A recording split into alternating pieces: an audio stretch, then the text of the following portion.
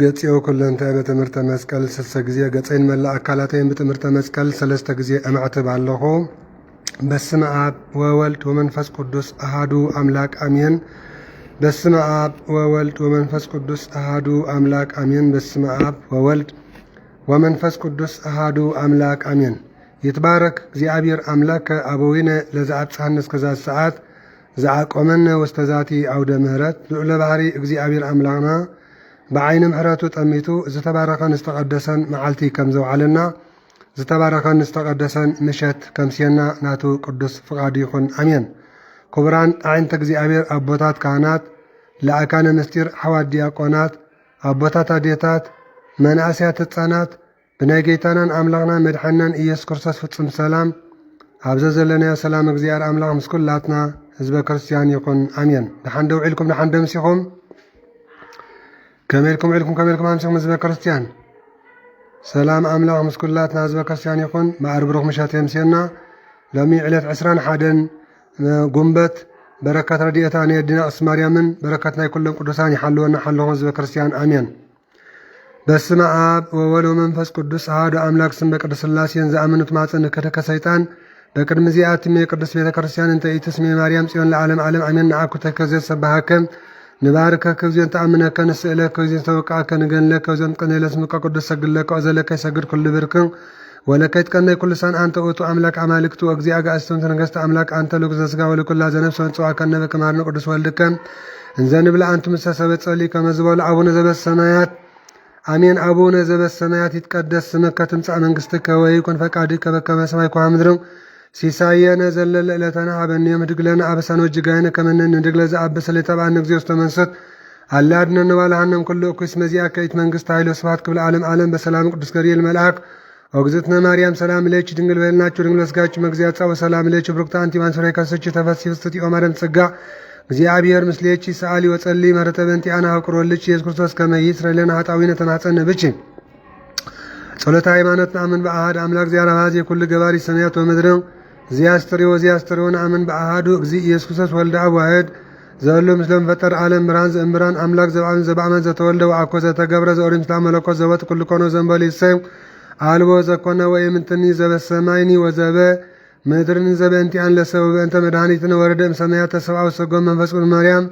امكدس انقل كان بسي وصال بانتي عن بموعالي بيلاطس بنتناوي حامة ومتو تقرطن سعمتان عم سالس بكم صوف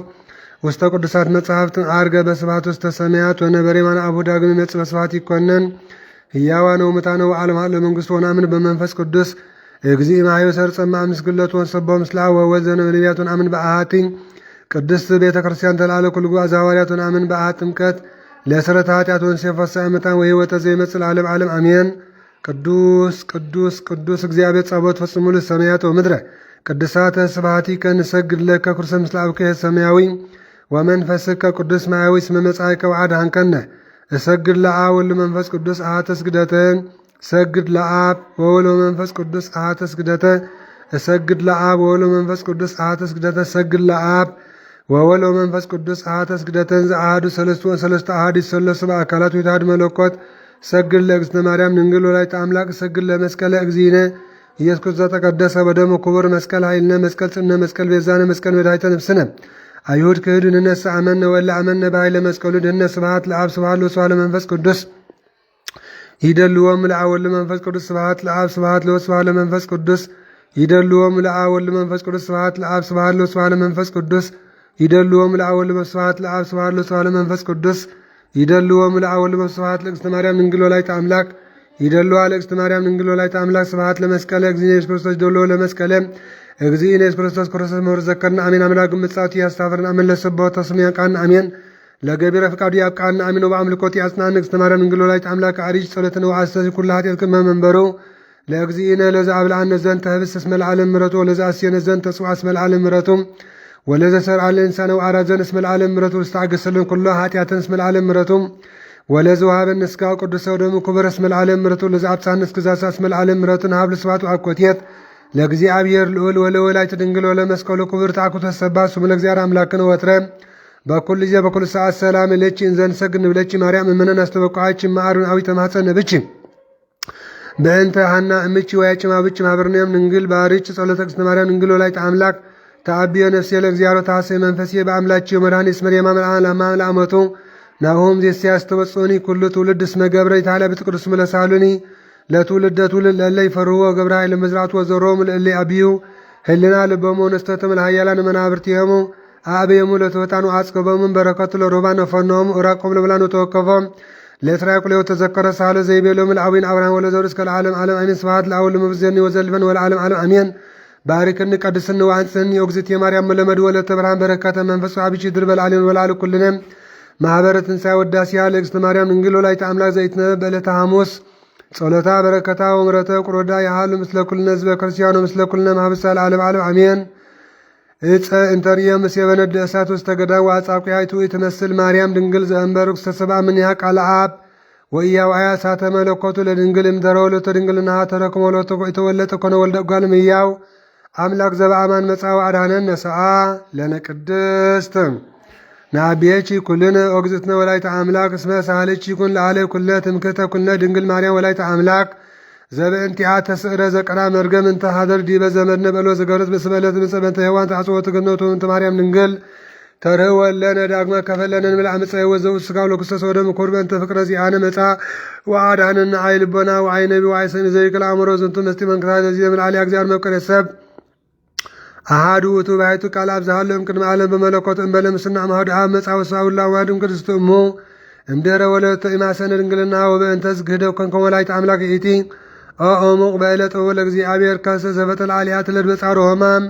ወሐዘነ ልብ ወከም ፈልፋለ ሕይወት ዘወለደ ዘእንበለ ዘርአ ብእሲ ዘይስዕር መርገመ እምዘመድነው መንተሰቦ እንዘንብል ስብሐት ለቁም ፍቅረ እግዚአብሔር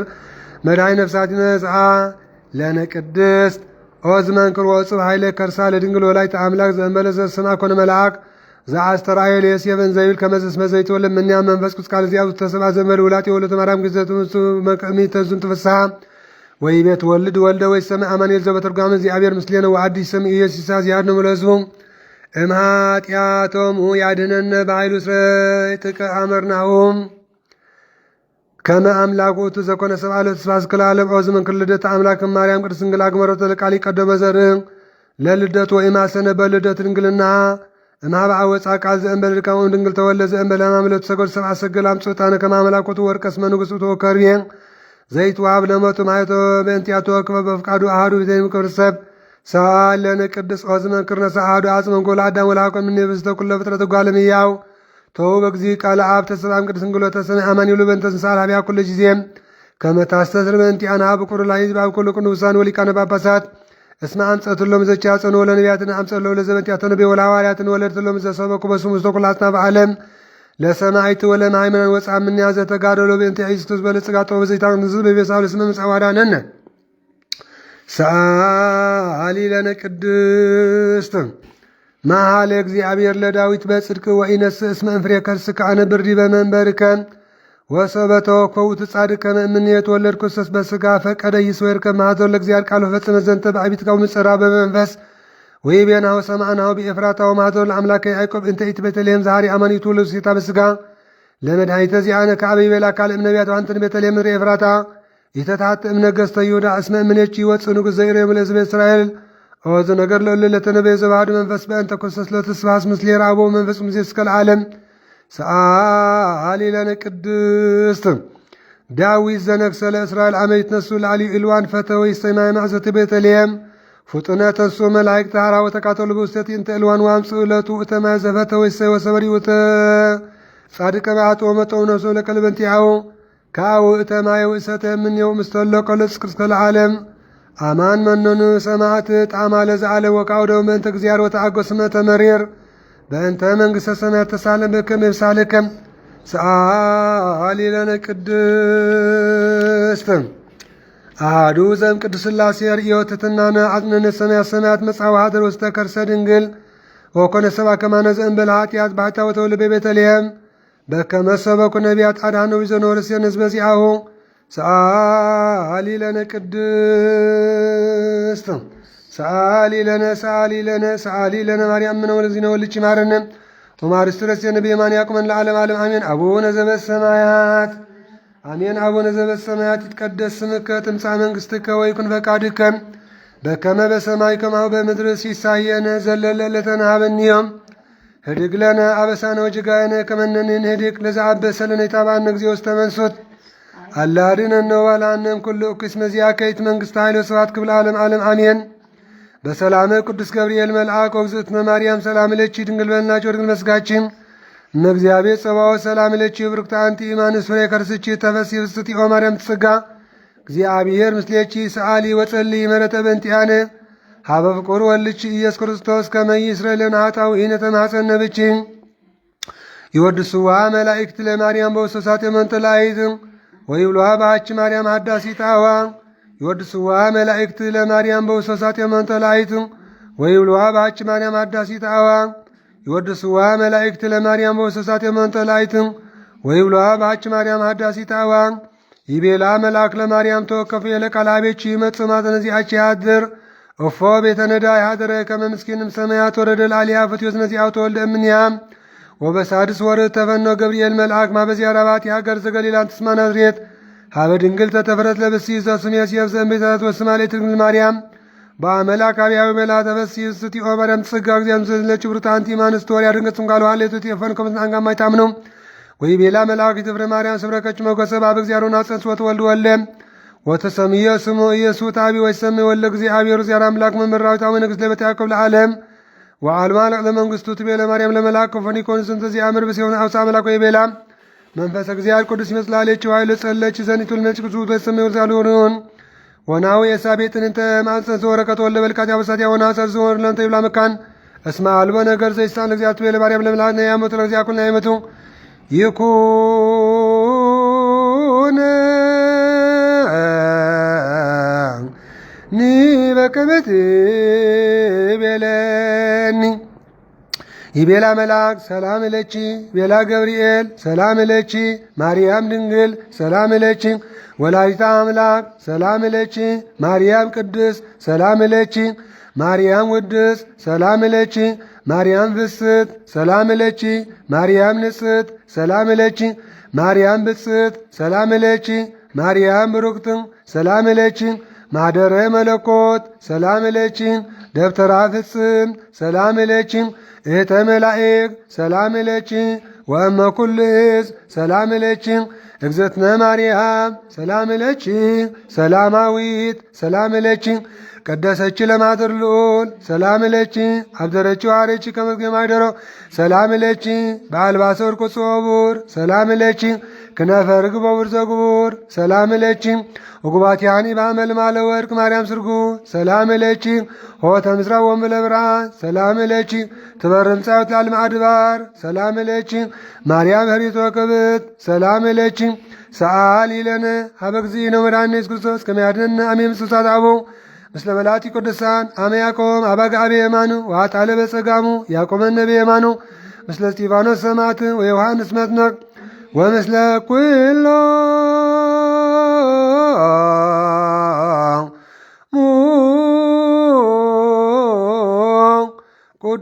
ቅዱሳን ወሰማዕት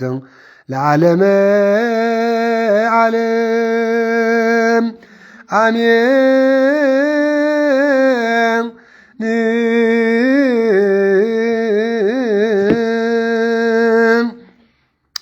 በስመ አብ ወወልድ ወመንፈስ ቅዱስ ወእግዝእትነ ማርያም ድንግል ወላዲተ አምላክ ወሀብተ ለዚህ ነው አምላክነ ወመድኃኒነ ኢየሱስ ክርስቶስ ሳሉ ምሕረቱ ያሉ ምስለ ኩልነ ሕዝበ ክርስቲያኖ ምስለ ኩልነ ማኅበረ ትንሣኤ ወምስለ ሀገሪትነ ምድረ አጋዕዝት ኩሉ ዓለም ለዓለመ ዓለም አሜን።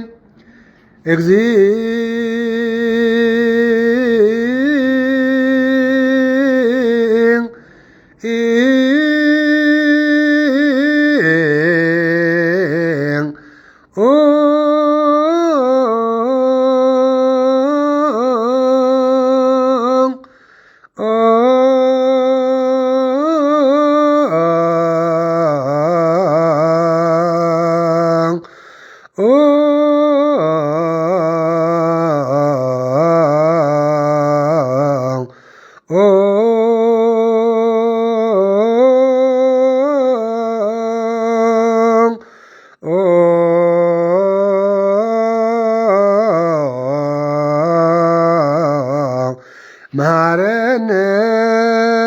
ክርስቶስ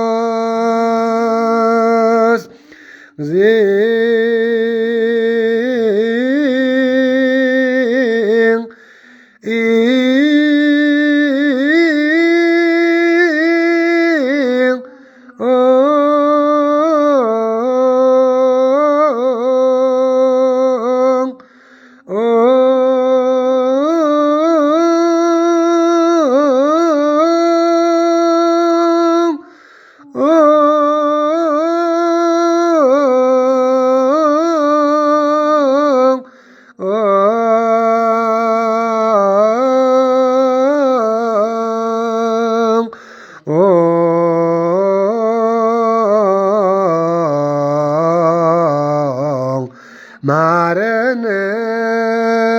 ክርስቶስ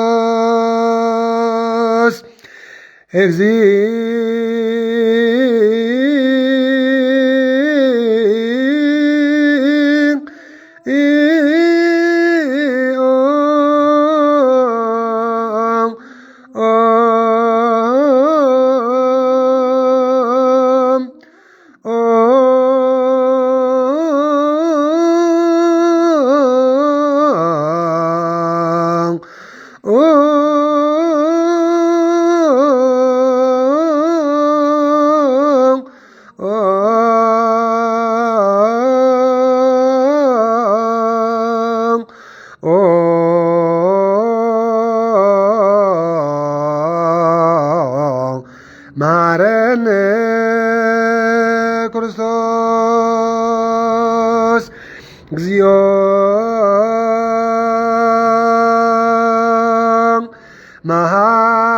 መሐረነ ክርስቶስ እግዚኦ መሐረነ ክርስቶስ እግዚኦ መሐረነ ክርስቶስ እግዚኦ መሐረነ ክርስቶስ እግዚኦ መሐረነ ክርስቶስ እግዚኦ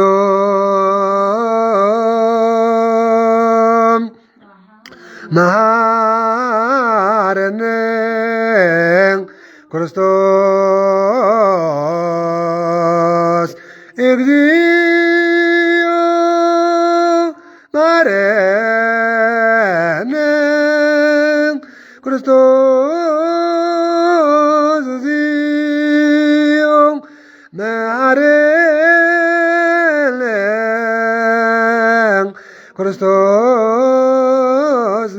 እግዚኦ መሐረነ ክርስቶስ እግዚኦ መሐረነ ክርስቶስ እግዚኦ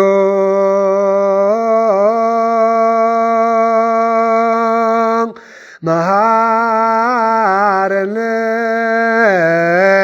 ክርስቶስ እግዚኦ መሐረነ ክርስቶስ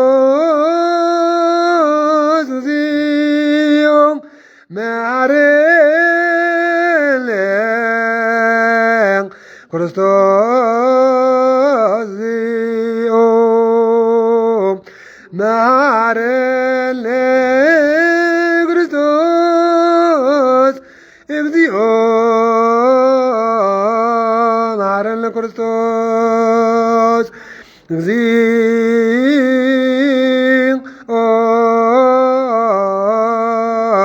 መሐረነ ክርስቶስ እግዚኦ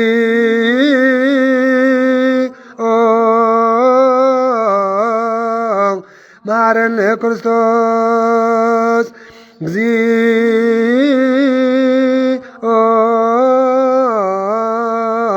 መሐረነ ክርስቶስ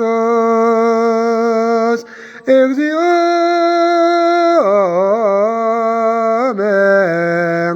መሐረነ ሰአሊ ለነ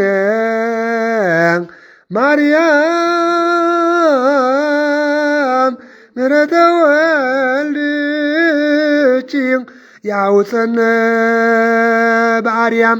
ሰአሊ ለነ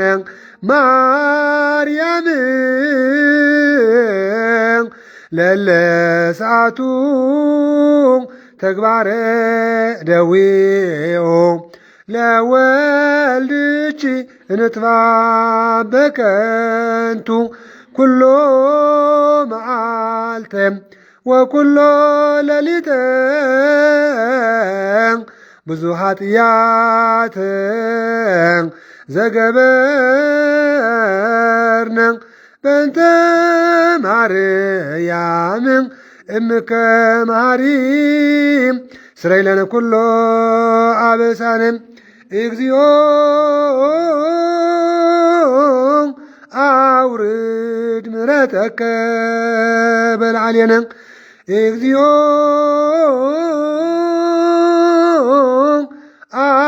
አቁርር መዓተከ እምኔነ እግዚኦ ይቀበነ ለኩልነ ሕዝበ ክርስቲያን እግዚኦ ይቀባ ለማኅበርነ ማኅበረ ትንሣኤ እግዚኦ ይቀባ ለሃገሪትነ ምድረ አግዓዚት እግዚኦ አርፍ ነፍሳት አግበርቲከ ወአማቲከ ኩሎም ክርስቶሳውያን ማርያም ድንግል እስመ ረከብኮቺ ሐዘነ ልብየ ነግረቺ በገዳመ ኑር ሀበ ሐሰስኩ ገጸቺ እግዝእትየ ማርያም ጸውእ ስመቺ ቀዊምየ ሀበ ሃለኩ አስተርየኒ ገጸቺ ዋበ ስለትየ ካበ ጽለውእ እዝነቺ ሰአሊ ለነ ማርያም ሀበ ወልድኪ መድኅኑ ከመ ያድኅነነ እመዊዳግም ሰአሊ ለነ ማርያም ሀበ ወልድኪ ጉሩብ ከመ ያድኅነነ እምእሳተ ደይን ሰአሊ ለነ ማርያም ሀበ ወልድኪ ክርስቶስ ከመ ያድኅነነ ተአኩለ ሥጋ ወነፍስም ሰአሊ ለነ ማርያም ሀበ ወልድኪ ንጉሥ ከመ ያድኅነነ መከራ ሥጋ ወነፍስም ሰአሊ ለነ ማርያም ሀበ ሀለወ አጋዕዝተ ዓለም ሥላሴ ከመ ያድኅነነ መውደየ ምሳሴ ሰአሊ ለነ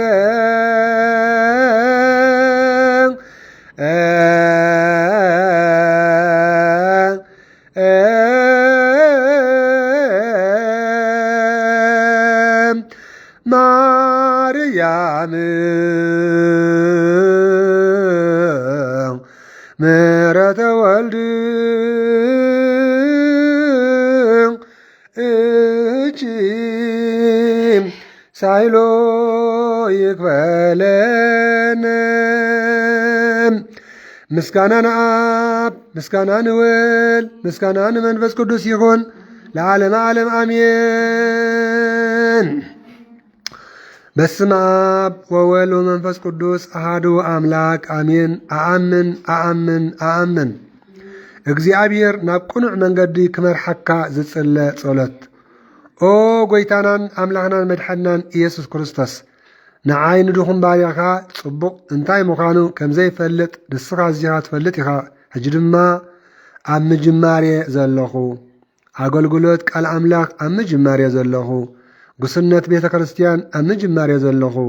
ናብራ ሓዳር ኣብ ምጅማርየ ዘለኹ ብጸጋኻ እንተዘይመሪሕካ ንግና ቁኑዕ ምዃኑ ከመይ ገይረ ክፈልጥ እኽእል? መንገዲ ጸሎት ምርሓኒ፣ መንገዲ ጾም ምርሓኒ፣ መንገዲ ስግደት ምርሓኒ፣ መንገዲ ጽቡቕ ስነ ምግባር ምርሓኒ። ኦ ናይ እግረይ መብራህቲ ድኾንካ እግዚኣብሔር፣ ናይ መንገደይ ብርሃን ዝኾንካ እግዚኣብሔር ኣምላኽ ኣብዚ ሕጂ እዋን መሪሕነትካ እደሊ ኣለኹ። ከም ፀሓይ መንገደይ ኣብርሃዮ ብባህግታት ስጋይ ከይምራሕ ኣይትፍቀደለይ። ከይደናገርን ከይወድቕን ምእንቲ ከይወድቕን ካብ ምንድልሃፅ ዓለም ኣድሕነኒ፣ ደግፈኒ። ኩልሻዕ ስጋኻ ወደምካ ቅዱስ ቁርባን ክወስድ ኣብቅዓኒ። ከም ድልየተይ ስጋይ ዘይኮነስ ከም ፍቓድካ ይኹነለይ። ዝሰማማዕ ምዃኑ እንተሪእኻዮ ንኽፍጽሞ በረኸትካ ዓድለኒ። ተዘይኮነ ግና ነዚ ስጋ ባህጊ ካብ ልበይ እለዮ። ንስኻ ኩሉ ኢኻ ትፈልጥ፣ ካባኻ ዝስወር የልቦን። ሰብ ገጺ ዝርኢ፣ ንስኻ ግና ልቢ ትርኢ። ንልብና ባርኮ ኦ ኩሉ ትኽእል ኣምላኽ። ንሕና ኣገልገልትኻ ኢና። ደቀ ተባዕትዮ በርበዓ ደቂ ኣንስትዮ ብ80 ዝተጠመቕና ደቂ ውልድካ ስላሴ ኢና። በቲ ንሰማኻ ንስኻ ይሰማማዕ ዝበልካዮ ምሳና ዕየ። ገዛእ ርእስና ንፍቓድካ እንተ ዘይኣግዚእናዮ ዓወት ይኹን ሰላም ከምዘየልወና ንርዳእ ኣለና። ስለዚ ኦ እግዚኣብሔር ከይተነሳሕኹ ኣብ ፈቐደቓ ዕድመይ ኣይትውሰደኒ። ስለዚ ኣነ ዝደለኽዎ ዘይኮነ ንዓይ ዘድልየኒ ንስኻ ኢኻ ትፈልጥ ኢኻ እሞ ኣብ ኩሉ ኣጋጣሚታት ኦ ኣምላኽ ከም ፍቓድካ እምበር ከም ፍቓድ ስጋይ ኣይኹን ክብል መሃረንን መንገዲ ፍቓድካ ምርሓንን መንግሥትን ሓይልን ክብርን ዘለዓለም ናትካ እሞ ኣሜን። ከም ፍቓድካ እምበር ከም ፍቓደይ ኣይኹን። መሓራ ኣምላኽ ይመሓረና ዝተሳለሳለና በረከታ ረድኤታ ናይ ኣዴና ቅድስቲ ማርያም ወልተ ኣምላኽ በረከት ናይ ኩሎም ቅዱሳን መላእክት ነቢያት ጻድቃን ሰማዕታት በረከት ኩሎም ቅዱሳን ናይ ዝዕለት 21 ናይ ኣዴና ማርያም በረከት ምስ ኩላትና ህዝበ ክርስቲያን ይኹን ኣሜን። አቡነ ዘበሰማያት አሜን። አቡነ ዘበሰማያት ቀደስ ስምከ ትምጻእ መንግሥትከ ወይኩን ፈቃድከ በከመ በሰማይ ከማሁ በምድር ሲሳየነ ዘለለ ዕለተነ ሃበኒዮም ህድግ ለነ አበሳየነ ወጀጋየነ ከመነኒ ንህድግ ለዘአበ ሰለነ ኢታብአነ እግዚኦ ውስተ መንሱት አላ አድነነ ወባ ለሃነ እምኩሉ እኩይ እስመ ዚአከ ይእቱ መንግሥት ኃይል ወስብሃት ክብር ለዓለም ዓለም አሜን። በሰላመ ቅዱስ ገብርኤል መልአክ ኦ እግዝእትነ ማርያም ሰላም ለቺ ድንግል በህልናቺ ወድንግል በስጋቺ እመ እግዚአብሔር ጸባኦት ሰላም ለቺ ቡሩክተ አንቲ እማንስት ወቡሩክ ፍሬ ከርስቺ ተፈስሒ ፍስሕቲ ኦ ማርያም ምልእተ ጸጋ እግዚአብሔር ምስሌቺ ሰአሊ ወጸሊ ምህረተ በእንቲአነ ሃበ ፍቁር ወልድቺ ኢየሱስ ክርስቶስ ከመ ይስረ ለነ ሃጣ ውኢነ ተማሕፀነ ብቺ ተማሕፀንኩ በጸሎትቺ ተማሕፀንኩ በረድኤትቺ ተማሕፀንኩ በንጽናቺ ተማሕፀንኩ በድንግልናቺ ተማሕፀንኩ በበረከትቺ ተማሕፀነ ብቺ ተማሕፀነ ብቺ ተማሕፀነ ብቺ አሜን። ክቡራን ዓይንተ እግዚአብሔር አቦታት ካህናት፣ ለአካነ ምስጢር ኣሕዋት ዲያቆናት፣ አቦታት አዴታት፣ መናእስያት ህፃናት ብናይ ጌታናን ኣምላኽናን መድሓናን ኢየሱስ ክርስቶስ ፍጹም ሰላም ኣብ ዘዘለናዮ ሰላም እግዚአብሔር ምስ ኩላትና ህዝበ ክርስቲያን ይኹን። ካብዚ ቀፂልና ናይ ዕለቱ ቅዱስ ቃለ ወንጌልና ክንመሃር ዘስተምር እግዚአብሔር እዩ። ገላፂ ናይ ኩሉ ምስጢራት መንፈስ ቅዱስ እዩ። መንፈስ ቅዱስ ንቅዱሳን ቃሉ ከም ዝገለጸሎም ንዓና ልባ ድማ ልቢ ልድያ ከም ዝኸፈተ ልብና ከፊቱ ቃሉ ከስተምረና ናቱ ቅዱስ ፍቃድ ይኹን። ጽኒልና ክንሰምዕ እግዚአብሔር ቅዱስ ፍቃድ ይኹን። አሜን። قصين ملا أكلاتين بتمرت مسكال ثلاثة جزية معاتب الله بسم آب وولد ومنفس قدس أهدو أملاك أمين بسم آب وولد ومنفس قدس أهدو أملاك أمين بسم آب وولد ومنفس قدس أهدو أملاك أمين لومي علت أسران حادم قنبات بزعلت ذي قويتانان أملاقنان مدحينان إيسوس كريستوس كبرن مسكانان أملاقن وداسين سبهات سجداتن نعيد صحيو أمين يا دينا أسماني ولاية أملاك بركة رديتنا كلهم قدسان حريان زيارة أملاقنا ترى أن تايفلين أمين بزوانجيل قدس ماتيوس مراف حمشته كفوري 10 و3 كسب 10 و6 زلو كالي أبير أملاق مسنا نبب سماوي أبير كم زسع بمبال يستمرنا أب سمايات واقعهم بزح فتسم سلطقانة تحقسوا بهون يبالكم لنا أمين رحس عود أمات يقبلنا رحس بعال دبر متما كمون عدينا أسماري ولاية أملاك إلى تسران شدشتن مسكرم كاب هاجر إسرائيل مستسددت إلى تسران حادم قنبت ناب هاجر قدسي زعتوتلون دبر متما بعال كبري إنه زخبرلون إلى تما كبر مسكانات صحيح زيارة أملاك أمين كبران عين زيارة أبوتات كانت لا كان مستير حواد دياكونات أبوتات ديتات مناسيات الثانات نابز كبر بعد زيب سلام زب سحنا كبر مسكانات صحيح زيارة تحند حديركم كمالكم عارفيتكم آمين نتلو إلى بحري زخوان زيارة أملاقنا سلاتي قدس قالوا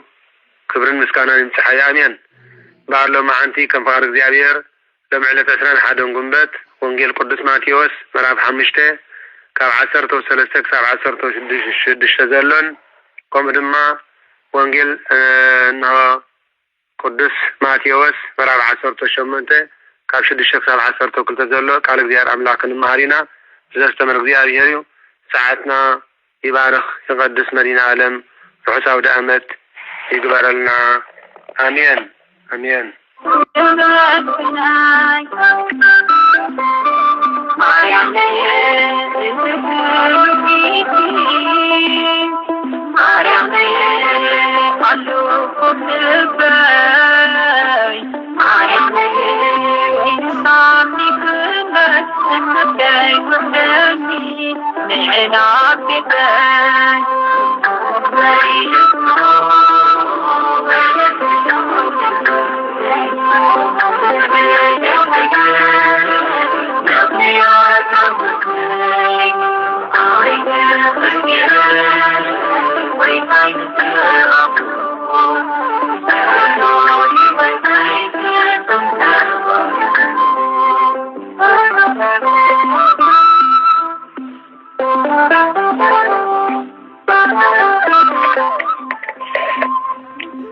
آمين سلاتي قدس قالوا زيارة أملاقنا زخبرن سمسكنن يخون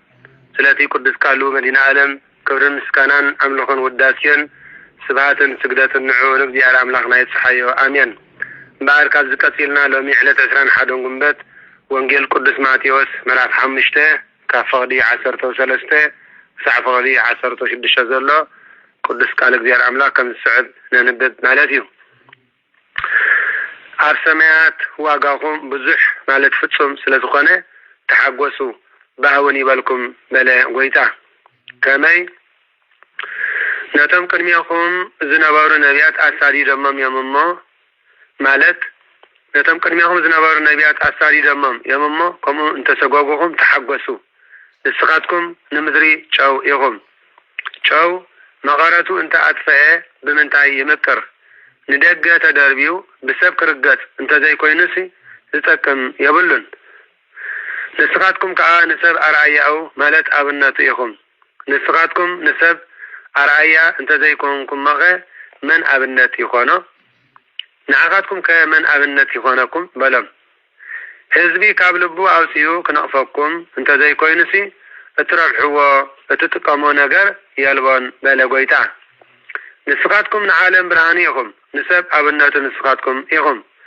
أبن باس تانسات كتما كتقوال أي كألانيو مبرهاتي أبريخ مغمتيا كتنبرانبر أبتحتي كفار كتنبرا أي تبرهن إيها أبيت نزل كله كأ تبرهالو كمو كأ نتتصبق قبركم ريام ኣብ ሰማያት ንዘሎ ኣቦኹም ምእንቲ ከመስግንዎ ብርሃንኩም ኣብ ቅድሚ ሰብ ይብራህ በለ ጎይታ ብርሃንኩም ኣብ ቅድሚ ሰብ ይብራህ ነቲ ጽቡቕ ገብሮም ሪኦም ኣብ ሰማያት ንዘሎ ኣቦኹም ምእንቲ ከመስግንዎ ብርሃንኩም ኣብ ቅድሚ ሰብ ይብራህ በለ ጎይታ ንደቀ መዛሙርቱ ኣሜን ከምኡውን በዚ ወንጌል ቅዱስ ማቴዎስ ምዕራፍ 18 ካብ 6 ክሳብ 12 ዘሎ ቃል እግዚአብሔር ኣምላኽ እውን ከም ዝስዕብ ብምባል የስተምረና ምክንያት ዕንቅፋት ካብ ምዃን የድሕነና ኣሜን እቲ ንሓደ ካብዞም ብኣይ ዝኣምኑ ንኣሽቱ ዘስሕት ድማ ኣድግና ዘረ ዝጥሕነሉ መጥሓን ኣብ ክሳዱ ኣሲሮም ኣብ ማዕሙቕ ባሕሪ ከጥሕልዎ ይሕሾ ማለት እቲ ዘስሕት ምእንቲ ክድሕን ከቢድ ቄኖና መቕፃዕቲ ተዋሂቦ ኣብ ባሕሪ ንስሓ ክጥሕል ይግብኦ በለ ጎይታ ስለዚ እንቅፋት ፈተና ብግዲ ክመጽእ እሞ ብምክንያት እቲ ዝመጽእ ፈተና ንዓለም ወይልኣ በለ ምናዳ ነቲ እንቅፋት ብሰሩ ዝመጽእ ሰብ ወይሉ እብለና ጎይታ ኢድካ ወይ እግርኻ እንተ ኣስሓተትካ ካባኻ ቆሪፅካ ደርብያ ከመይ ምስ ክልተ ኢድካን ክልተ እግርኻን ነርካ ናብ ናይ ዘላለም ሓዊ ካብ ትድርበስ ቆራፅ ኢድ ወይ ሓንካስ ነርካ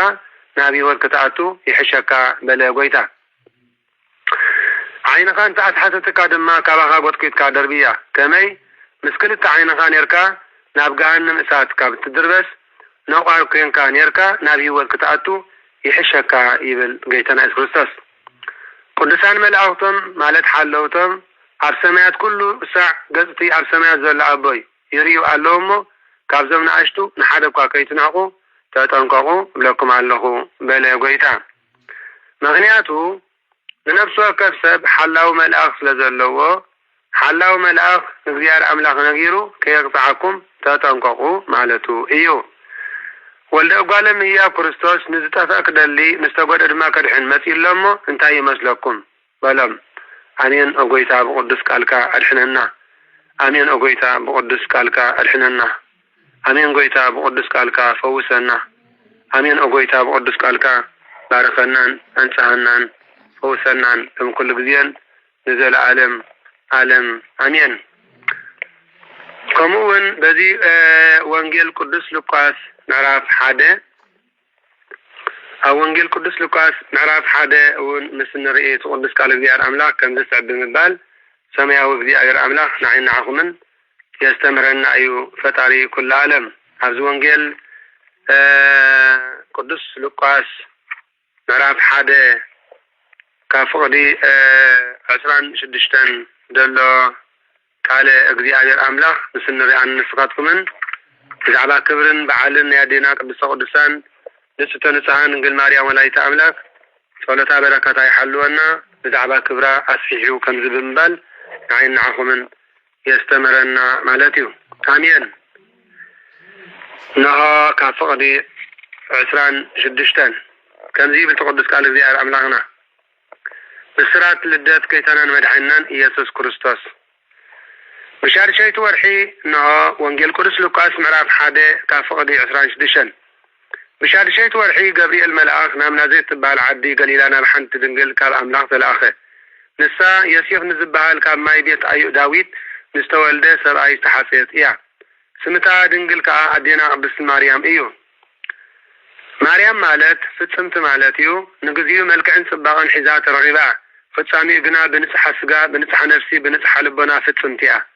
ማርያም ማለት ጸጋ ሃብቲ ማለት እዩ ከመይ ቅድም ወለዳ ፍጻሚኡ ከዓ ንኩልና ጸጋን ሃብትን ኮይና ተዋሂባ እያ ማርያም ማለት ልዕልቲ ማለት እዩ ከመይ መተተ ፈጣሪ መልዕልተ ፍጡራን እያ ማርያም ማለት መርህ ለመንግስተ ሰማያት ማለት እዩ ከመይ ንምእመናን መሪሓ ናብ ገነት ናብ መንግስተ ሰማያት ተእትያ ብዕብራይስጢ ማርያሚ ሃይ ብላ ብዕብራይስጢ ማርያሚ ሃይ ብል እግዝእተ ብዙሓን ማለት እዩ አብርሃም ማለት ኣቦ ብዙሓን ማለት ከም ዝኾነ ማርያም ማለት ድማ ኣደ ብዙሓን ማለት እዩ ቀዳመት ወለዳ ቴክታ በትሪቃ ይባሃሉ ነበሩ እዚ ጎደሎም ዘይባሃሉ ሃብታማት ነበሩ ውላድ ግና ኣይነበሮምን በትሪቃ ንበዓል ቲቤቱ ቴክታ ከም ዝብላ ነበረ ሃብቲ ይብልና እግዚአብሔር ውላድ ግና ይብልና ንመን ከነውርሰ ኢና በላ መን ኮርሰና ይበላ نسادما ناب እግዚአብሔር ነመልክት በለቶ በዝሕርዚ በጾምን ጸሎትን ናብ እግዚአብሔር አመልከቱሞ ራእይ ተገልጸሎም ማለት ጻዕዳ በተይ ጣዕዋ ካብ ደምቢዮም ክትወጽእ እታ በተይ እናወለደት ክሳዕ 6 ክትበጽሕ እታ ሻድሸይቲ ወርሒ ክትወልድ እታ ወርሒ ካሽ ፀሐይ ክትወልድ ይርዩ ነበሩ ለዝራይዚ ንተርጓሚ ሕልሚ እንተ ነገሩ ዓብ ወላድ ትወልዱ ትኾኑ በሎም እቲ እዚ ይተርጉሞ ግዜ ይተርጉሞ ኢሎም ካዘ ጸበዩ بدحرزي أديناتي كتا مسبنا بطريكا نها صنيسا ولدت سمع دم هيرمين بلتا ركب كوس إلاتي مالتي استمنى هو رغيب مالتي بدحرزي شوعات مراغوت تساريعن شوعات دكتي تولده هي نها قدامي تتولدت هيرمينيا هيرمين ندردع ولدت دردع نتونا ولدت تونا نسيتنا ولدت سيتنا نسيكار ولدت سيكار هرميلا ولدت هرميلا هانا ولدت هانا كابن قد يهودا تولد ياچمنا زبال سبعي اتوت ما كان كوينا خات نبر نبرت هانا حدا معالتي نبيتك ديار كيدا تولد صلياخت من لسكلا رقاب بيت مسشغاوي تنقصاوتا رأيت امو تمزد ما بلت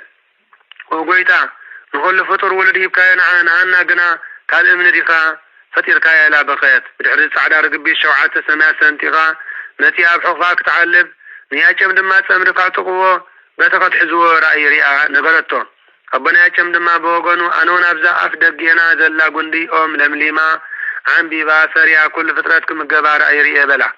بدحرزي غزتنا مريم تتصنست هانا ربيل سامنا زبال زمدا ميتو شافعرات حزا تلكس كلا سلالوتا سلازودو تنسيو كم زبله سلام لكي اوم هيوتو لتاي صدق لزغبر سماء ومدر يلو بترجم حلمي زي تقلص المستير مسكرو على غير إذا ما أذكى أدى عبايو نتي سماين مدرن فترة قويتها سلام لك اللهم على تحرز قزتنا مريم تولدت 3 عامات مسملاك والمسعس لزقانات نبيتك دي أيرو سدوا كهنات بزعبا مقباخ مورغ له لك ملاغتي قدس فاني الملاغ كاب سمايات وردو سمايا حبستي سمايا وسواحز ورده زكرياس كقبلون تغربه ابنا كان زكرياس رفائل نفاني الملاك قبل أن تولده فاني الملاك نلعل تملسه كابتم كاناتون قبلوا أن تقربوا نلعل تملسه بدحرز من البات نزاهد سانزياز ورده سقاد آخر يكون لهم نبين أن تحدقوا فاني الملاك كان مدرسة لست أمد فقون حاف فابلو بخن فقاريرو مقيبوا نابيت مقدس يأتيوان سمع عرقه بس كان زي أبيت مقدس 10 عامات تقمتت أبيد ولد 3 عامات بدمر 15 عامات مسملئ أيهود بيت مقدسنا كي تركسلنا توصالنا بلو أبنا كان زكرياس كا ليك غانات سلزنا بري بساعتي كميل كغت نبر تدلي بلا دنقل مريم دما نابق زيار عملكتا اللي بلتهم عملكتين كابنا قد يهودا أنستم زماتهم صبوت أباترم أكيبو أبيت مقدس آتي فصل دما بقزيابر أملاخ تنقرأ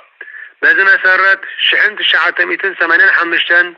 باتري أرجعوا نايبيته يهودا أكيبو أبنا كان زكريا تابع عليو أبيت مقدس كوينو متسألة مو أبيت أبيتنا يقدس ياسيف أرجعوا كا أو ياسيف كبانا مريم زميل تتحيفو تراقبه رقبي كا أبرس علمت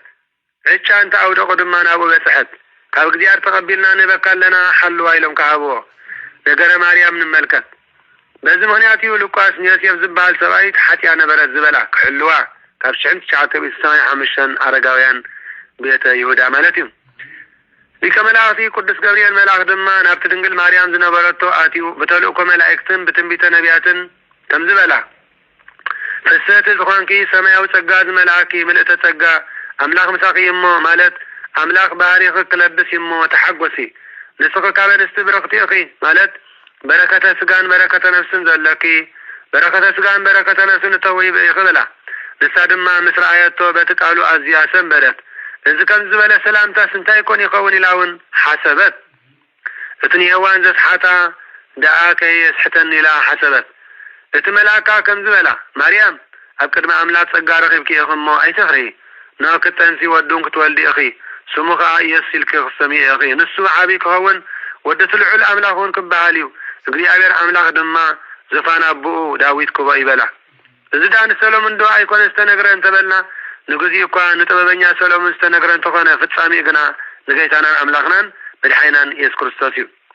نتي طببኛ ሰሎሞን بغزف زغزو كريستوس برقت زغزو ስለዝኮነ كمون ناي كريستوس منغستي زفان كان زلعالم عالم ينبر بزبالو سلطان ايو مزمور 45 فقد 6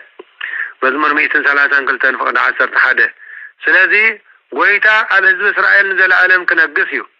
ንዘለዓለም ክነግስ እዩ ማለቱ በተካቢት ዳዊት ዝለበሰ ባህሪ ስጋ እዩ ንመንግስቱ መወዳእታ የብሉን ድማ በለ እግዚአብሔር ስለዚ ቅዱስ ቃሉ ዝኸበረን ዝተመስገነን ይኹን አሜን ማርያም ነትመላክ ነሆ ከም ዝበለቶ አነ ድንግል እዚ ነገር እዚ ከመይሉ ከውን ይፈል በለቶ ምድር በዘይ ዘርኢ ክትፈሪ ድንግል በዘይ ሰብአይ ክትወልድ ከም ዝበለ ብስራት ካበረኺካ በለቶ ከም ዝበለ ከዓ ሰብአዊ ሐሳብ ስለዘይ ነበራ እዩ መጽሐፈ ተአምረ ማርያም ገጽ 133 ተመልኪትና እቲ መልአክ መሊሱ ከም ዝበላ መንፈስ ቅዱስ ኣብ ልዕሊኻ ክወርድ እዩ ሓይል ልዕልውን ከጥለልኪ ማለት ስጋኻ ክለብስ እዩ መንፈስ ቅዱስ ክወርደኪ እዩ ሓይል ልዕልውን ወልድውን ካብ ግብረ ስጋ ማለት ካብ ዘርኢ ካብ ርካቤ ክሕልወኪ እዩ ንሱ ግና ካብቲ ንሰብ ዝተሰርዐ ሰለስተ ግብራት ስጋ ንጽሒሙ ከም ዝበሎ ማለት እዩ ስለዚ ከዓ እቲ ካባክኮ ዝውለድ ቅዱስ ወዲ ልዑል ኣምላክ ክበሃል እዩ ካብቶም ቅዱስ ቅዱስ ቅዱስ ዝበሃሉ ሓደ ቅዱስ እዩ ኖ ኤልሳቤጥ እታ ዘመድኪ እኳ ኣብርግና ወዲ ጠኒሳ ኣላ ነታ መካን ትበሃል እዚ ሻድሻይ ወርሓ እዩ ከመይ ንእግዚአብሔር ሰኣኑ ነገር የልቦን በላ ማለት በድንግልና በጽንስነ በድንግልና በንጽሕና ከምትወልድ ክገብር ንእግዚአብሔር አይሰአነን እሞ መንፈስ ቅዱስ ከሐድረኪ በለ አብርግና ከምትወልድ ክገብር ንእግዚአብሔር አይሰአነን እሞ ኤልሳቤጥ እኮ አብርግና ጠሊሳላ በላ ቅድስት ድንግል ማርያም ድማ እነሆ አነ ባሪያ እግዚአብሔር ከምት ዝበልካኒ ይኹነለይ በለቶ ይኩነን ዝበለቶ ቃል ምክንያት ገይሩ ዋህድ አካላው ቃል በአጻብዓ መንፈስ ቅዱስ አማሰና ይቀረጽ ይሐድር ይኹነለይ ዝበለቶ ቃል ናኢለ ጸሐፊ ብርዑ ናይ መንፈስ ቅዱስ ቀለሙ ናይ ተስብእቲ ምስጢሩ ናይ አካላው ቃል ምሳሌ እዩ ረጭቅ ምስጢር ካብ ልቢ ከይተፈልየ በቀለም ገዚሁ ከም ዝረአ አካላው ቃል ድማ ካብልውና አብ ከይተፈልየ በስጋ ገዚሁ ተራየ ስለዚህ እዚ ድሕርዚ እቲ መልአክ ካብ አከደ ናብ ሰማይ ተመልሰ ማለት እዩ አዲናስ ማርያም ድሕርዚ ንኤልሳቤጥ ከም ዝበጽሐታ እግዝእትነ ማርያም በተወርሓቲ ቀልጢፋ ተበገሰት ናይ ክረምቲ ልምላሜ ናብ ዝረአየሉ ዝባን ይሁዳ ድማ ከደት ዝኸደትሉ ምክንያት አዲና ኤልሳቤጥ ጠኒሳ ስለሰምዐት ንምርግጋጽ በተሓደ ወገን ድማ አባና ካህን ዘካርያስ ሓሚሙ ስለሰምዐት ንምብጻሕ እዩ ከምኡነት መልአክ ዘበሰራ ብስራት ዘረጋግጥ ምስክርነት ንምርካብ እዩ ናብ ከተማ ዳዊት በጽሐት ናብ ቤት ዘካርያስ አትያኻኒ ኤልሳቤጥ ሰላም በለታ አዲና ቅድስት ኤልሳቤጥ ቃል ሰላምታ ማርያም ሰምዐት እቲ ህፃን ኣብ ከርሳ ተሰራሰረ አንፈር ሐጸ ዝብል ቃል ሐዋርያት ኣብ ሲኖዶስ ቅዱስ ያሬድ ኣብ ዝደረሰ መጽሐፍ ድጓ ሰገደ ኢሎም ተርጉሞሞ ኣለው ኤልሳቤጥ ድማ መንፈስ ቅዱስ መልአ ማለት ምስጢር ተገልጸላ በዓቢ ድምፅውን ዓዊላ ንስኺ ካበ ንስኺ ብርኽቲኺ ማለት መርገመ ስጋ መርገመ ነፍስ ዘይብልኪ በረከተ ስጋን በረከተ ነፍስን ተውህቢኺ ወብሩክ ፍሬከርስቺ ፍሬከርስኩን ብሩክ እዩ ማለት መርገመ ስጋን መርገመ ነፍስን ዘርሕቕ በረከተ ስጋን በረከተ ነፍስን ዝዕድል እዩ በላ አዲ ጎይታይ ንስኺ ናባይ ክትመጽ እዚ ኣነ መን እዚ ካበይ ኮነለይ ድማ በለት ኤልሳቤጥ ገረድ ናብ እመቤታት ትኸይድ እምበር እመቤት ዶ ናብ ገረዳ ትመጽእ በለት ከመይ ቃል ሰላምታ ከምሰማዕኩ ኖ ኣብ ከርሰይ ዘሎ ህፃን ብሓጎስ ተሰራሲሩ ሰጊድ እዩ በለት ካብ እግዚአብሔር ተላይኹም ዝነግሩኺ ቃል ከም ዝኸውን ተኣምኒ ንስኺ ብጽእቲ ኢኺ ካብ እግዚአብሔር ተላይኹም ዝነግሩኺ ቃል ከም ዝፍጸም ተኣምኒ ንስኺ ብጽእቲ ኢኺ በለታ ዘበሰራ ሓደ ገብርኤል መልአክ እዩ ዝነገሮ ኺሉ መብዝሑ ግና ስም ከይጠቀስካ ኣብዚሕካ ምዝራብ ልማድ መጽሐፍ ቅዱስ ስለዝኾነ እዩ ጸሎት ምስጋና ማርያም አዲና ብስ ማርያም ድማ ከም ዝበለት ነፍሰይን እግዚአብሔር ተዕብዮ ተመስግኖ መንፈሳዊ ህይወተይ ካብ አምላኸይ በት መድኃኒየ ባህ ይብላ ናይ ባሪኡ የዋን መከራ ስለዝረአየ ውርደት ባሪኡ እሞ ከምኡ እናተይ ናይ ባሪኡ ዘኽታምነት ስለዝረአየ ካብ 3 ዓመታት ሒዘ ካብ ኣቦይና ደይን ተፈልየ ኣብ ቤተ መቅደስ ስለዝዓበኹ ነፍሰይን እግዚአብሔር ተኽብሮ ተመስግኖ ተዕብዮ በለት እቲ ቅዱስ ስሙ ዓብይ ነገር ገይርለ እሞ ማለት በድንግልና ጸኒሰ በድንግልና ከም ዝወልድ ገይርኒ እሞ ኖ ካብ ሕጂ ኩሎም ወለዶ ብጽእቲ ክብሉኒ ከመስግኑኒ እዮም በለት ብሓደ በገብርኤል መልአክን بعنت بإلسابية تمسكنا كم زي تترف تنبيس لتقلت الله دنجل مريم كلهم ولده كمسكنني أنبت تقولني أنبلت حراتونا تمزفروان ولد ولدي እግዚአብሔር አብ ወዱ እግዚአብሔር ወልድ በመዝራቱ እግዚአብሔር መንፈስ ቅዱስ በስልጣኑ ኃይል ተአምራት ገበረ ንዕብያት አጋንንቲ በተነም ንጽሐፍቲ ፈሪሳውያን ካብ መንበር ሽመቶም ሰዓሮም ንሓያላን አጋንንቲ ካብ ዝሓድሩሉ ልብሰብ አውፅኦም ንትሑታት ሐዋርያት ልዕል አበሎም ንትሑታት ነፍሳት ልዕልና ሂቡ አኽበሮም ንጡምያት ሐዋርያት አስራት በኩራት ሂቡ አጽገቦም ንጡምያት ነፍሳት ስጉ እንደምን ሂቡ አጽገቦም ሀብታማት ንዝነበሩ ፈሪሳውያን ጥራይ ኢዶም ሰደዶም በለ አጋንንቲ ካብ ዝነበሮም ምቁርናይ ምትንኳል ጥራይ ኢዶም ሰደዶም ንእስራኤል ባሪዩ ብረድኤት ተቀበሎ ከምኡውን እስራኤላዊ ስጋ ተዋሃደ ንአቦታትና አብርሃምን ዘሩን ይስሐቅን ያዕቆብን ዝነበሮም ምሕረት ክሳዕ ዘለዓለም ዘከረ ሚክያስ 7:10 አዴና ማርያም ድማ ንሰለስተ ወርሒ ዝኣክል ምስ ኤልሳቤጥ ተቐመጠት ብድሕሪኡ ናብ ቤታ ተመልሰት ኤልሳቤጥ ተወልደሉ እዋን ምስ በፅሐ አዴና ኤልሳቤጥ ተወልደሉ ጊዜ አዴና ማርያም ናብ ቤታ ተመልሰት ማለቱ ስለምንታይ እንተበልና አዴና ቅድስት ድንግል ማርያም አማናዊት መቅደስ አምላክ ስለዝኾነት ደም ሕርሲ ናይ ኤልሳቤጥ ምእንቲ ከይረኽባ እዩ ስለዚ ሎሚ ድሓራስ ተዳኣቲና ማይ ድጋመት ከይተነፀግና ናብ ውሽጢ ቤተ ክርስቲያን ክነኣቱ ኣይንኽእልን ኢና ማለት እዩ ድሓራስ ተዳኣቲና ማይ ድጋመት ከይተነፀግና ናብ ውሽጢ ቤተ ክርስቲያን ክነኣቱ ኣይንኽእልን ኢና ማለት እዩ እሞ እዚ ክንፈልጥ ይግባአና እዩ ርሕስ ኣውደ ዓመት ርሕስ በዓል አዴና ቅድስት ድንግል ማርያም ወላዲተ አምላክ ይግበረልና ስለ ኩሉ ነገር እግዚአብሔር ይብጽሐዮ ክብር ምስጋና አሜን አሜን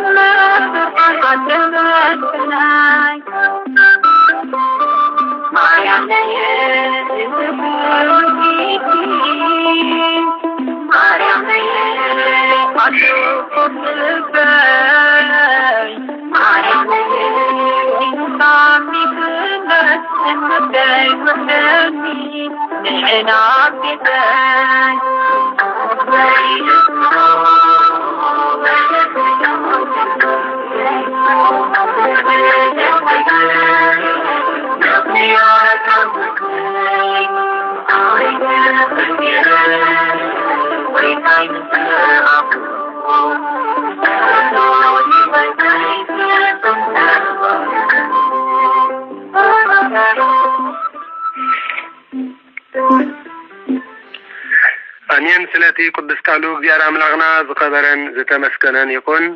ባር ክቡራን አይንተ እግዚአብሔር አቦታት ካህናት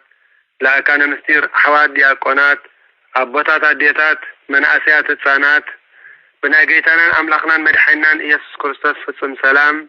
አብቲ ዘዘለናዮ ሰላም እግዚአብሔር አምላክ ምስኩልና ህዝበ ክርስቲያን ይኩን ርሕስ በዓል ደብረ ምጥማቅ ዕለት 11 ጉንበት ርሕስ በዓል ደብረ ምጥማቅ ይግበረልና አሜን መዝሙር ዳዊት ምዕራፍ 44 አምናይ ግዕዝ መዝሙር ዳዊት ምዕራፍ 45 ኣብ ትግርኛ መዝሙር ዳዊት ምዕራፍ 44 አምናይ ግዕዝ መዝሙር ዳዊት ምዕራፍ 45 ኣብ ትግርኛ ወለገጽቺ ይትማህለሉ ኩሎም አሕዛብ ወላነ ምድር ኩሉ ክብራ ለወለተ ንጉስ ሐሴቦን ባዛ አስፋ ወርቅ ውጽፍት ወብርት ወለገጽቺ ይትማህለሉ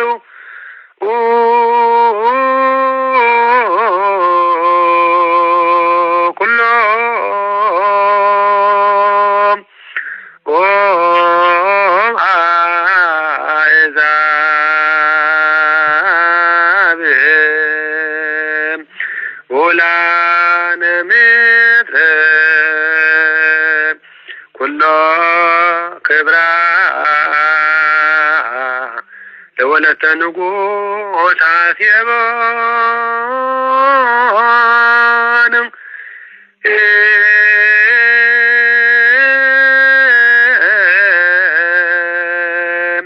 በዛ አዝማረ ወርቅ እጹፍት ወህቡ ወርት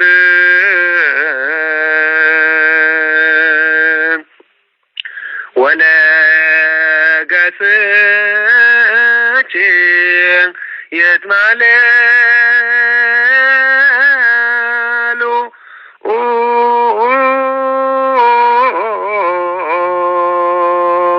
ኩሎ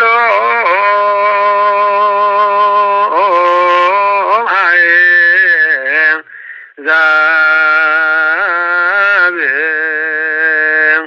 ወላነ ምድር ኩሎ ክብራ ለወለተ ንጉስ ሐሴቦን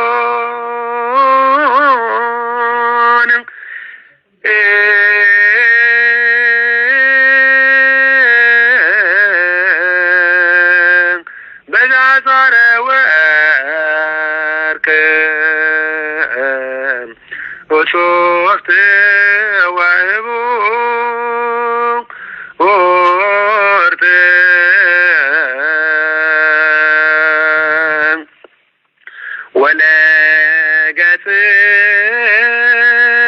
ወለገጽቺ ይትማህለሉ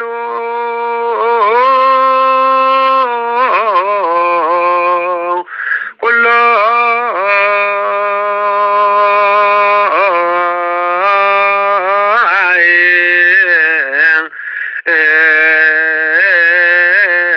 አሕዛብ ወላነ ምድር ኩሎ ክብራ ለወለተ ንጉስ ሐሴቦን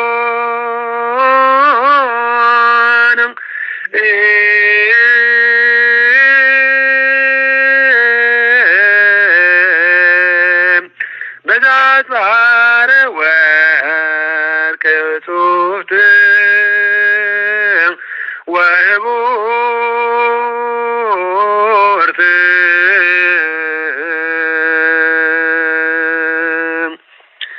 አሜን። ስለቲ ቅዱስ ቃሉ እግዚአብሔር አምላክና ዝከበረን ዝተመስገነን ይኩን። ሎሚ ዕለት 21 ጉንበት ዓመታዊ በዓለ ዝኽሪ ደብረ ምጥማቅ እዩ። እዚ በዓል እዚ በዓለ ደብረ ምጥማቅ ሓደ ካብቲ 33 በዓላት ናይ ኣዴና ቅድስተ ቅዱሳን ንጽሕተ ንጹሃን ድንግል ማርያም ወላዲተ ኣምላክ እዩ። ደብረ ምጥማቅ ኣብ ከባቢ ምንየተ ጎምኑዲ ዝበሃል ስፍራ ቦታ ዝርከብ ቅዱስ ደብሪ እዩ ኣብ ሃገረ ግብፂ። ኣዴና ቅድስቲ ድንግል ማርያም ወላዲተ ኣምላክ ድማ ወዳ ሒዛ ብስደት ናብ ግብፂ ምስ ከደት ጎይታናን ኣምላኽናን መድሓኒናን ኢየሱስ ክርስቶስ ህፃን ከሎ ወደ 2 ዓመትን ፈረቓን ኣብዚ ቦታ እዚ ዓብይ ቤተ ክርስቲያን ክስራሕ እዩ፣ ስሙ ድማ ደብረ ምጥማቅ ክብልዎ እዮም ኢሉ ነጊርዋ ነይሩ እዩ። ከምቲ ዝበሎ ድማ ኮነ። ብስም ኣዴና ቅድስቲ ድንግል ማርያም ወላዲተ ኣምላክ ድማ ቤተ ክርስቲያን ተሃንፀ፣ ስሙ ድማ ደብረ ምጥማቅ ተባሃለ። أبزالة زي أدينا قدسة قدسان نستنطعن نقل ماريا ولاية أملاك كاب صحاي شوعات تقذية بمبراه أبقول للات بمنبرة برهان تغنميتا قدسان ملاغتن لكان ملاغتن كيوم كمسكنوا قدسان نبيات قدسان حواريات قدسان صادقان قدسان سمايتات كسجدلا كلو ترى الله كل جزء ترى الله إذا كبر بعال زي نحمشته معالتي زأكل كابلة 21 جنبات كساب 25 جنبات يوز خبر أبز جزء زي أدينا قدسان نصان نقل ماريام ولاية أملاك دما نعمنتن نعرماويانن نقولهم كتباركم إلهم زمتو كباركم قدسو كواسيلهم نزمتو نقولهم نها تباركم إياه عبدبر متما دما بعلا يخبروا يا مالتيو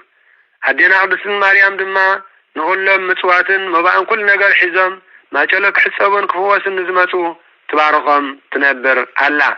صلاتان أمالادنتان أي فلينا أبين بغنياتو تأمرنا يدبر متما زبل قال እግዚአብሔር አምላክ ከነዘንቱ እንከኒና ከሳብ ዕለት 25 እንደለ በغنياتو ማለትዩ እዝዝ ገበረ እግዚአብሔር ክብረ ምስጋናን አምልኾን ውዳሴን ንዑን እግዚአብሔር አምላክና ይጽሐዮ ትሕስ በዓል ደብረ ምጥማቅ ደብረ ሲና ትሕስ በዓል ደብረ ምጥማቅ ደብረ ሲና አሜን አሜን አሜን ከላይ ዓመታዊ በዓለ ዝኽሪ ዕረፍቱን አቦና ቅዱስ አባ مرتيانوس زهاجر كيساريا إيو لم عسران حدن جنبت أبنا قدس مرتيانوس أزيوم قدس نيجزير سب أبوس لزنبارو كابتسان نتم الحزم يوم دما أبنا أبرام كسنا تتميدهم لازلهم معنتي عمتها وبعلى زخري عرفتم نأبنا قدس مرتيانوس إيو أبدبر قدام تابوتنو هاجر كيساريا دما ينبرو نبرو أبنا قدس مرتيانوس ليتي أبصلتن من باب مزمر داويتن كتصمد كله أما عالت دما أبصمن سرح قلبتن يجزؤوا نبرو سريحام زمسوا دما درار علتهم أطريفهم استرث كله نندايان يمتصوتوا نبرو أبونا قدس مرتيانوس حد أوان حانت زماويت سبيتي كبر قدس النوام سنيعة بناي زموت منفس تتاليلا كيدا كتودقهم كنزلوا ديابلو سخص حسابات لبا زرع الله بدحرزي نابتي أبنا قدس مرتيانوس زركوبلو دابر كيدا صحي كساب زعرب عبتقاتي دابري دكسا وعلت شعود صحي مس عربة كم قاشات مسيلة بمقاد نابنا قدس مرتيانوس أبعتهم كيدا كحكحتهم كم زد ما بلتهم أبويه قاشاء كجيش قبل صحي أما قدس لذا عربتني أراويت كيبالعني كتحضرني لأ تعاليكم زلوه بلتم بدحرزي أبنا قدس مرتيانوس أبلبهم كلت حساب مصم كم زد ما بلو انت كفت قوة وعلى نسيتي أمو الزقناي كفتنا النيو كي كفت قوة سغن تبالك دما أراويت برخا قبل عوائم مو أنا دما بهوتا أملاك حتى النيو قاشا كوينة متى كاسبن أي تقبل كان أون قبل أني أعمل أقبله بدحر أزي طولت جيرم دمسا فتنا يمسا دمسا فتنا يمسا إلهم كخفتوا كم زلهم وسنو بدحر أزي كفتوا مو اتازماوي سبيتي نبعت أبنا قدس مرتيانوس أتوت مساعت ودما أبتوشتي بعتي كوينة نايزمت من كفقاسات كتقبر جمرت نسوينتاون نايزوم تشنات لخيت أبنا قدس مرتيانوس دما مزمر داويتي دغمو نبرو بدحرزي نايترخص منفس فتنا اندا زايده مسكده أبنا قدس مرتيانوس دما ጸሎት ንግበር እዛ ጓለ ይበሉዋ ንሳግና ከም ዝበለቶም አቦይ ወልሓደ ዝሪአና ስለዘይብልና ሲ በሓደ ንደቅስ በሓደ ንሕደር በለቶም ወድሕርዚ ኣብቲ ማእከል ገዛ ሓዊ ብምእጓድ እቲ ሓደ እግሮም ኣተሓዊ ኣእተውዎ እቲ ናይ እግሮም ሕራር ጨና ቃርየት ድማ ነቲ ናይታ ዘማዊ ሰበይቲ ነው ጌራቶ ዝነበረት ናይ ዝሙት መንፈስ ጨና ዓብለሎ እዚ ምስራየ ድማ ኣዝያ ደንገጸትን ሰንበደትን እሞ ንምንታይ ከምኡ ከም ዝገበሩ ምስሓተተቶም ድማ ኣቦና ቅዱስ መርትያኖስ ከምዚሎም መለሱላ ብርክበ ስጋ ዝሙት ከይረክሱ ኢሎም ዝወሰድዎ ስጉምቲ ምዃኑ ገለጹላ ከምዚ ድማ በልዋ እዚ ትርእዮ ዘለኺ እግረይ ድሕሪ ቁርብ እዋን ክሓዊ እዩ መሳኺ ዝሙት ምስ ዝፍጽም ግና ናብ ናይ ዘለዓለም ገሃነም እሳት ክድርበ በልዋ ብድሕሪ እዚ እቲ ዘለዎም ቅድስና መንፈሳዊ ህይወት ተዓዚባ መንፈሳዊ ቅንዓት ከም ዝሓድራ ኮነት ንስሓ ከነስሕዋ ድማ ለመነቶም እሞ አቡና ቅዱስ መትርያኖስ ድማ ካብ ዝፍለጣ ጀሚሩ ዝገበረቶ ሓጢአት ብግልፂ አናስሕዋ ተናስሐት ናብ ዝነበርክዎ ናይ ዓለም ህይወት ክምለስ አይደልን እየ ስለዝበለቶም ድማ ጸሎት ጸልዮም መሪቆም ባሪቆምን ናብቲ ደቂ አንስትዮ መነኮሳት ዝነበራሉ ደብሪ ገዳም አፋነዋ አብ ድማ ብሓያል ጾምን ጸሎትን ስግደትን ከሳብ ዕለት ዕረፍታ ብቅዱስ ዝኾነ ክርስቲያናዊ ህይወት ትጋደል ነበረት አሜን አሜን ንሕና እውን ዝኸበርኩም ህዝበ ክርስቲያን ኣብ ክንዲ ክፉ ኣይንመልስ ንዝበደልና ሕና ክንፈድልና ኣይንሕሰብ እንታይ ደኣ ስለ ድሕነት ህይወትናን ህይወቶምን ደኣ ናብቲ ብምሕረቱ ፈቃድ ዝኾነ እግዚአብሔር አምላኽና ምህለላ ንማህለል አምላኽ ድማ ንኹልና ሰማያዊ ፍረ ክንፈሪ ንልብናን ህይወታትናን ንሰውነትናን ክባርከና እዩ አሜን ጸሎትን ጸጋ ረድኤትን ናይ አቦና ቅዱስ መርትያኖስ ምስ ኩላትና ህዝበ ክርስቲያን ይኹን አሜን አሜን አሜን ሳልሳይ ዓመታዊ በዓል ዝኽሪ ዕረፍቶም ንቅዱሳን አቦታትና አቦና ቅዱስ አሮን ሶርያዊ መነኮስ ሓያል ወታደር ኢየሱስ ክርስቶስ እዩ ከምኡውን በዓል ዝኽሩ ንጻድቅ ነቢይ ዓመት እዩ ጸሎቶምን ጸጋ በረከቶምን ናይ ኩሎም ቅዱሳን አቦታትና ምስ ኩላትና ህዝበ ክርስቲያን ይኹን አሜን ወርሓዊ በዓላት ሎሚ ዕለት 21 ጉንበት ወርሓዊ በዓል ዝኽሪ ዕረፍታ 21 ጥሪ ዝውዕል ነዲናስ ማርያም እዩ ወርሓዊ በዓል ዝኽሪ ሕዳር ጽዮን 21 ሕዳር ዝውዕል ነዲናስ ማርያም ናይ አቡና ካህን ዘካርያስ ቀንዴል ዝበርሃሉ እዩ ወርሓዊ በዓል ዝኽሪ ቅዳሴ ቤታ ማርያም ደብረ ሲና 21 ሰነ ዝውዕል ናዴና ቅድስት ድንግል ማርያም ወላዲተ አምላክ እዩ ጸሎታን ጸጋ በረከታን አይፈለየና አሜን አሜን አሜን ከላይ ወርሓዊ በዓል ዝኽሪ ዕረፍቱ ንጻድቅ ነቢይ ኢኤል ወልደ ባትኤል እዩ ነቢይ ኢኤል ሓደ ካብቶም 12 አሽቱ ናይ ቤተ ክርስቲያንና ነቢያት እዩ ጸሎትን ጸጋ በረከቱን አይፈለየና አሜን ሳልሳይ ወርሓዊ በዓል ዝኽሪ ሰማዕትነቱ ንሐዋርያ ቅዱስ አናሲሞስ እዩ ከምኡውን ወርሓዊ በዓል ዝኽሪ ዕረፍቱ ንሐዋርያ ቅዱስ ጢባርዮስ እዩ ከምኡውን ወርሓዊ በዓል ዝኽሪ ሰማዕትነቱ ንሐዋርያ ቅዱስ በርናባስ እዩ መልእኽቲ ቅዱስ ጳውሎስ ናብ ሰብረምየ ምዕራፍ 16 ንመልከት ጸሎቶምን ጸጋ በረከቶ ረድኤቶምን ኩሎም ቅዱሳን አቦታትና ምስ ኩላትና ህዝበ ክርስቲያን ይኹን አሜን ባርሎም መዓንቲ ዕለት 21 ጉንበት በዓል ዝኽሪ ደብረ ምጥማቕ ስለ ዝኾነ ካብቲ ናይ ደብረ ምጥማቕ ዘሎ ብዙሕ ተኣምር ኣብ መጽሓፈ ነገረ ማርያም ሓደ ተኣምር ንሎም መዓንቲ ከነቕርበልኩም ኢና ማለት እዩ ካብቲ ብዙሕ ነገረ ማርያም ናይ አዲናስ ማርያም ዝነግር ቅዱስ ነገር ማለት እዩ እሺ 21 ጉንበት ብዛዕባ ቤተ ክርስቲያን ናይ ደብረ ምጥማቕ ጸሎታን በረከታን ምሕረት ናይ ፍቅር ወዳን ናባና ይሕደር አሜን ንአምላኽ ዝወለደት ብነፍስን ብስጋን ድንግል ዝኾነት ክብርት እግዝእትነ ማርያም ዝገበረቶ ተኣምር እዚ እዩ ኣብ ደብረ ምጥማቕ ንአምላኽ ዝወለደት ብነፍስን ብስጋን ድንግል ዝኾነት ብስም ክብርት እግዝእትነ ማርያም ኣብ ዝተሰርሐት ቤተ ክርስቲያን ባስካ ማዕቆሪ ማይ ነበረ ናይቶም መነኮሳት ልማዶም ድማ ኣብ ዓመት ኩሉ ግዜ ናይቲ ገዳም በዓል ቅድሚ ምጽሑ ኣቀዲሞም ሰብ ብደመወዝ ቆፂሮም ኣግማሎም ሂቦም ነቲ ማዕቆሪ ማይ ይመልእዎ ነበሩ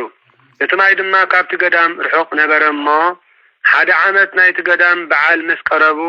ኣግማል ከዓ ምስ ደንጎዩ እቶም መነኮሳት ነቲ በዓል ከኽብሩ ናባና ዝመፁ ሰባት ማይ እንተዘይረኺቦም ብፅምኢ ማይ ክሞቲኦም ኢሎም ፈርሁ ምስኦም ሓደ ኣድጊ ነበረ እሞ ንሓደ መነኮስ ካብኣቶም ማይ ምእንቲ ክወርደሉ ነቲ ኣድጊ ሃብዎ እንዳኸደ ከሎ ድማ ብልቡ እንዳሓዘነ በዛ ኣድጊ እዚ ዝወርዶ ማይ እንታይ ክኣክል እዩ ንመን ከስቲ እዩ ንመን ክኸውን እዩ እናበለ ሓዚኑ ክበኪ ጀመረ ንሰለስተ ወርሒ ዝኣክል ማይ እንዳፀዓነን እውን ነቲ ባስካ ኣይመልኦን ነበለ እንተዚ ፀዓን እውን ነቲ ባስካ ማይ ኣይመልኦን በለ ወሪዱ ምስ ተመልሰ ከዓ እቲ ኣብ መገዲ ብልቡ ዝሓስቦ ኩሉ ንሕዋቱ መነኮሳት ነገሮም እቶም መነኮሳት ከዓ فقر وحونا انتاي تبل انت زيك انتاي كتقبر علقا اتبعال بزيك 3 معالتي انتاي دو تريفو على يبلوا نعم لحظ ولدت بنفسهم بسقان دنقل زكونات كبرت قزتنا مريم نايت قدام أجمال كالتيفا انتي كتمت نايت قدام أجمال كالتيفا انتي كتمت علم كم انت زي كوينقا زحايش كتقبر لهم نبي تكرتيان آتيوم من تكلمنوا بحسب حدا خانو بحسب حدا حين حسب حسبه بدعرزي زاليتو فقادا كتقبر لهم نبي تكرتيان آتيوم بقن بارم نمر يتدفيهم ناب بنفسهم بسقان دنقل زخونت نصحتي ولايت أملاك شوات زخونت ناب قدسنا قدس سنقل مريم ببوزح لسا لقصان لمنان سقدوا ودحريو بقدي عبيرن بولايتو قدسنا قدس دنقل مريم أمينهم كابيت كرسيان وصو ملو ليتوين فتسيمام حزينام حضروا فرق ليت مسكونة دما كابرتو نفاس تلعالي اتنايت قدام كسري كتاب زو انتات እግዚአብሔር ብርቱዕ ንፋስ አልዓለ እቲ ንፋስ ከኣነቲ ማይ ናብቲ ዝእከበሉ ባስካ ክሳብ ዘብፅሖ ንላዕሊ አልዓሎ እቲ ማዕቆሪ ማይ ድማ መልአ እቶም መነኮሳት ከዓ እዚ ድምፂ ንፋስ ጥራሕ መሲልዎም ነበረ እምበር ኣይፈለጡን ምስ ወግሐ ከዓ እቶም መነኮሳት እውን ምስ ወፁ እቲ ማይ ኣብ ባስካ ኣትዩ ክሳዕ ኣፉ መሊኡ ረኸብዎ እቲ ማይ ድማ እቲ በዓል ክሳብ ዝሓልፍ ኩሎም ህዝቢ ከም ልማዶም መጽሞ እትማይ ናብቲ ገዳም ንኽመጽእ ዝተገብረ ተኣምራት ረአዩ ናብ ቤተ ክርስቲያን ኣትዮም ንኣምላኽ ዝወለደት ብነፍስን ብስጋን ንጽሕቲ ዝኾነት ድንግል ዝኾነት ንግዝእትነ ቅድስት ድንግል ማርያም ከም ዝለመንዋ እቲ ማዕቆሪ ማይ ክሳዕ ዝመልእ ድማ ካብ ወሓዚ ማይ ብሓይሊ ንፋስ ከም ዘንጸኣትሎም ነገርዎም ب26 قنبت نግዚአብሔር እናመስገኑ ካብ 21 ክሳብ 26 እናመስገኑ ብነፍስን ብስጋን ድንግል ዝኾነት ንኽብርቲ ኣዲኡ እግዝእትነ ቅድስት ድንግል ማርያም እናመስገኑዋ ኩሎም ነፍሲ ወከፎም ነናቦቶኦም ተመልሱ ካብ ዕለት 21 ክሳብ 25 ብሓንሳብ ቀንዮም ድሕሪ 25-26 ናብ ዓዶም ተመልሱ 5 መዓልቲ ግን ናይ ኣዲና ቅድስት ማርያም በዓል ከኽብሩ ቀነዩ ብሓንሳብ ኮይኖም ኣብ ደብረ ምጥማቅ እትማይውን ናብ ዝቀደመ ቦትኡ ተመልሰ ኣውደ ዓመት ምስ ሓለፈ ወኣሕዋተይ ሪኢኹም ሞዶ እምነቱ ኣብ እግዚአብሔር ኣቦ ኣብ ቅድስት ድንግል ማርያም ወላዲተ ኣምላክን ዝገበረ ሰብ ኩሉ ኣይሓፍርን እዩ ዝሓስቦን ዝፈትዎን ኩሉውን ይግበረሉ ስለዚ ጸሎታን በረከታን ምሕረት ፍቅር ወዳን ምስ ኩላትና ህዝበ ክርስቲያን ንዘለዓለም ዓለም ይኹን ንዘለዓለም ዓለም ይሃሉ آمين ስለዚህ ርሕስ በዓል ደብረ ምጥማቅ ይግበረልና እዙ ዓመት እዚ በሃገረ ግብፂ ካብ ዕለት 21 ክሳብ ዕለት 25 በቅንያቱ ክሳብ 26 ክኽበር ዝቕንያ 5 መዓልቲ እሞ ነዚ ገበረ እግዚአብሔር አምላኽና ክብርን ምስጋናን አምልኾን ውዳሴን ስብሃትን ስግደትን እግዚአብሔር አምላኽና ይጽሐዮ አሜን ወለገጽ ጭየት ማለሉ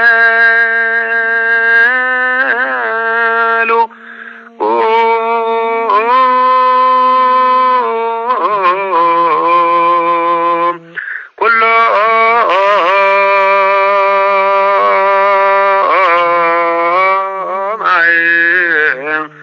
ዛብ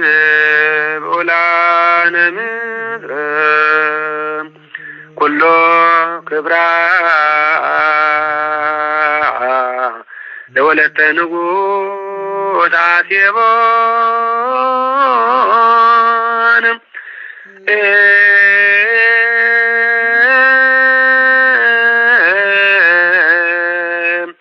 በዛ አስማረ ወርቅ ጽሑፍት ወህቡርት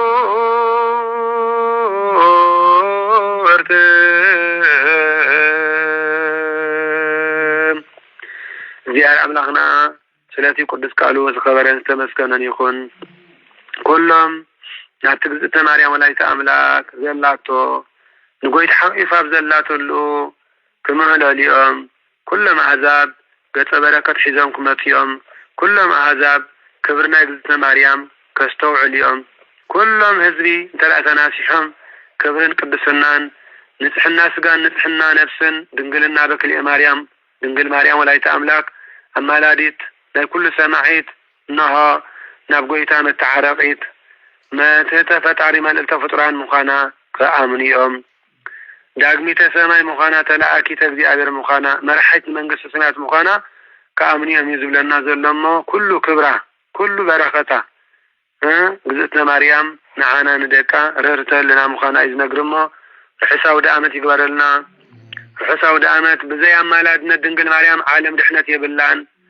بزي أمالادنا دنقل مريم عالم دحنة يبلان وقناتي بزي أمالادنا تعدي نقص مريم عالم دحنة يبلان أمو إذ كبر ذيك نفلت بقبو أملاحنا يسكوسس عين تلبنانا يخفتلنا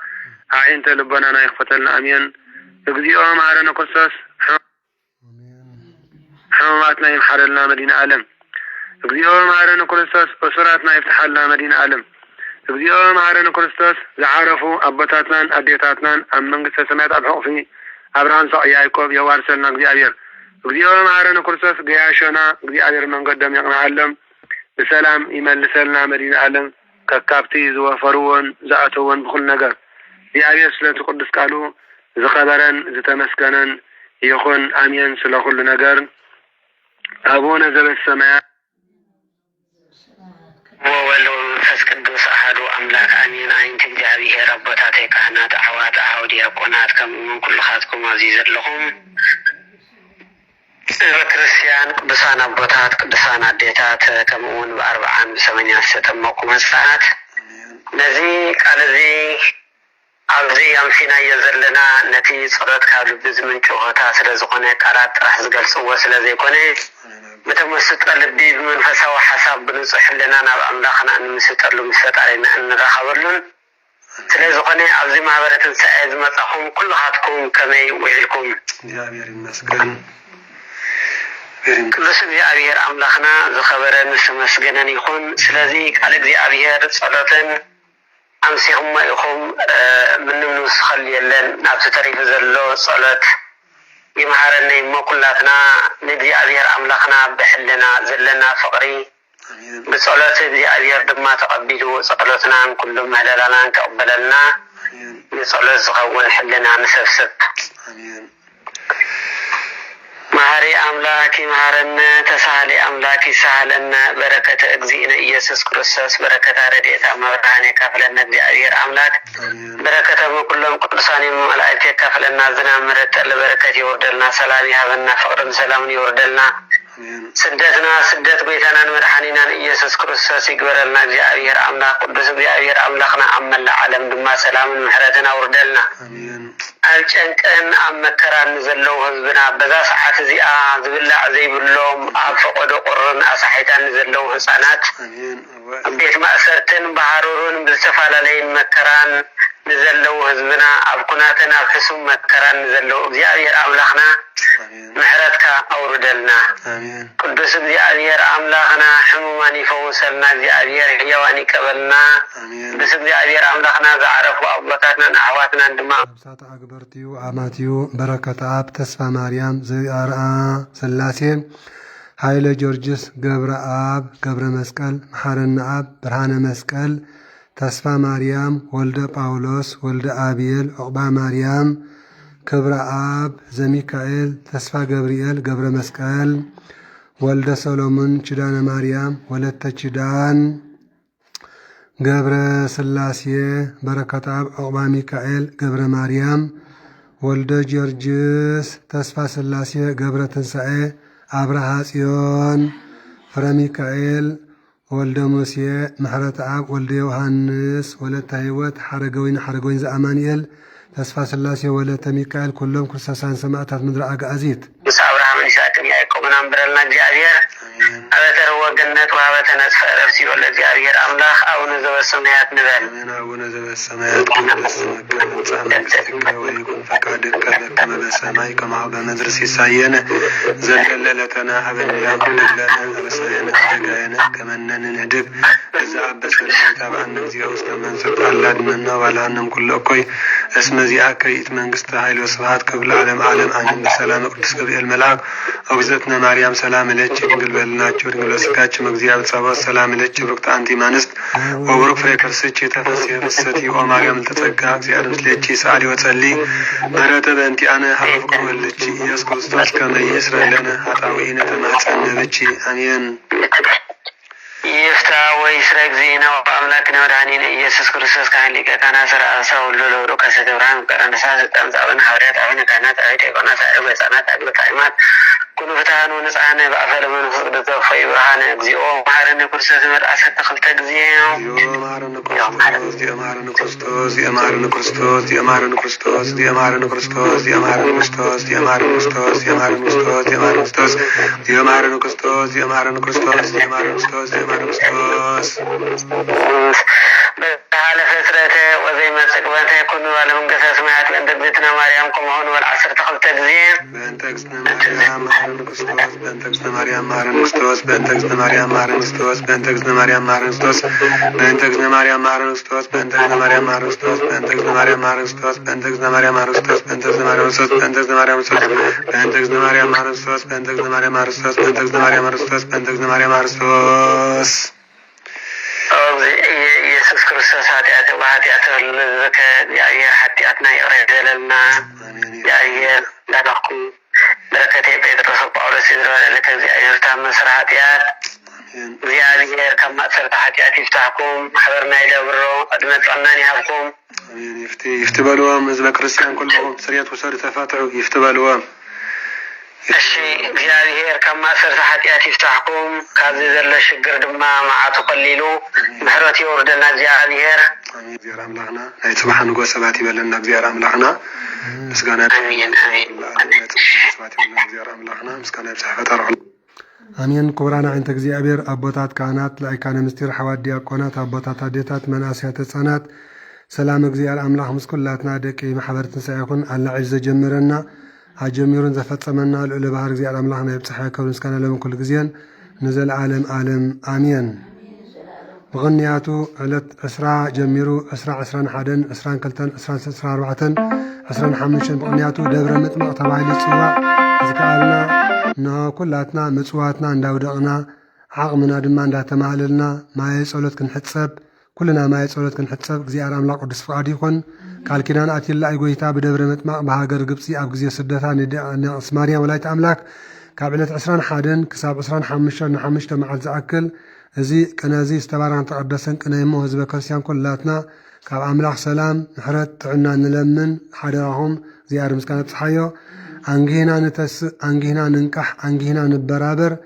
እቲ ኣዴ ማርያም ድማ ክትባረኸና በሰሙን እዚ ምስ ፍቅሪ ወዳ ኮይና ምስ ኩሎም ቅዱሳን በረከት ንቀበል ህዝበ ክርስቲያን አሜን